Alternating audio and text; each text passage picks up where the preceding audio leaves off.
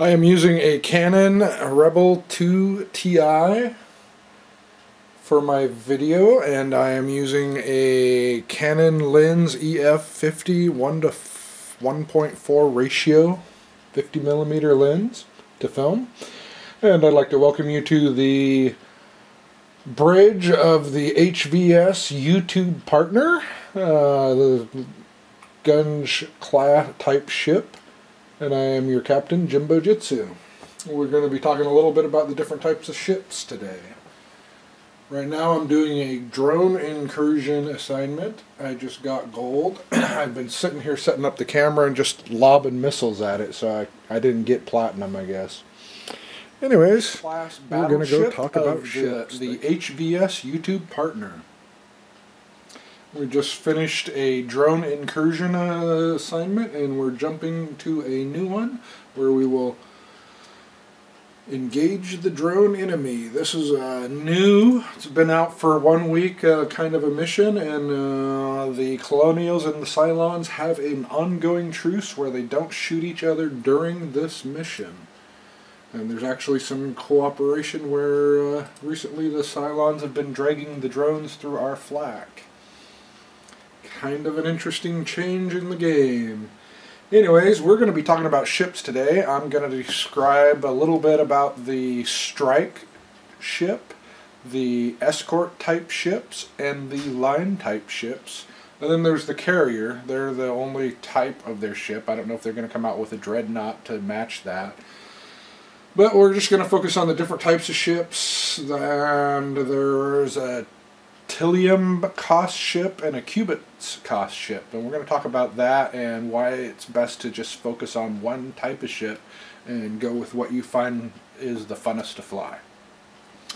Thank you all for sitting in, and hopefully this will be informative. In the Galactica, which is newly changed from a 3D environment to this ugly 2D clunky interface, but that's another video. What we're going to talk about today are the ship types, which has been moved over here in his ship hangar. You click on that and it shows you all the different ship types. I own a Gunge, I just bought a Jot, I have them all, and a Scythe, and an Advanced Viper MK2. And basically these ship types are called lines. These ship types are called escorts, and these ship types are called strikes. Let's switch over to my strike. Change your name and stuff like that. Mine is the HVS Diego, and it should be the High Diego. HVS stands for House Vladimir Ship. You have decals, paints, and stuff like that. Now back to the ships.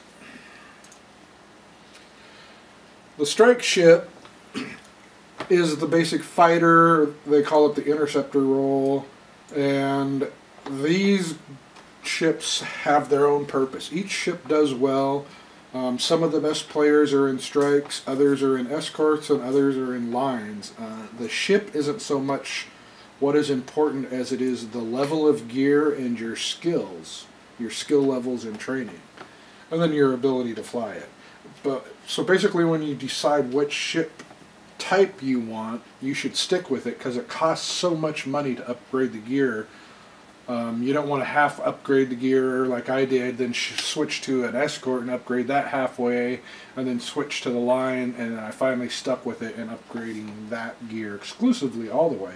But I've wasted hundreds of thousands of cubits by doing that, and that's why I want to mention the different types of ships to you all. So we're going with the strike. It's the fighter type.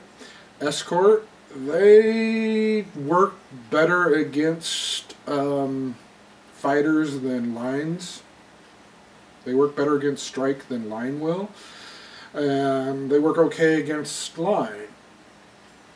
Kind of a medium in between. And lines are your battleships, and I have the Gungener, which we just call the Gunge. And I like it because it doesn't require a lot of mouse or control. You can use the keyboards really easy. You point it in a direction, you tell it to move, and you don't have to keep your hands on the controls. That's especially good for me. So I've decided to go with the Gunge, or the battle class style ship. I went with the Escort ship, and I wasn't really happy with that at all. And had I known what I known, and I have the ability, I would have probably just stuck with the strike ship. But because I have fibromyalgia, holding the mouse for that long and squeezing it and moving it around for that long just makes the strike not an option for me for more than an hour at a time. So I've decided to go with the battleship Gunge. It's a qubit-based ship, and it took me 2 months to save up the qubits for it, and I'm at 2 months to save up the merits to upgrade it, and I'm 2/3 of the way there. But it's pretty much the best ship in the game for its class. Now if we go to escorts, we have what is known as the halberd, and it's referred to as the Halley, and this is typically considered the best escort type ship you can get, and it's also a qubit ship. If we head on down to the strikes, you got the Viper MK7, which is by and far the best strike ship you can buy. It is also a qubit ship.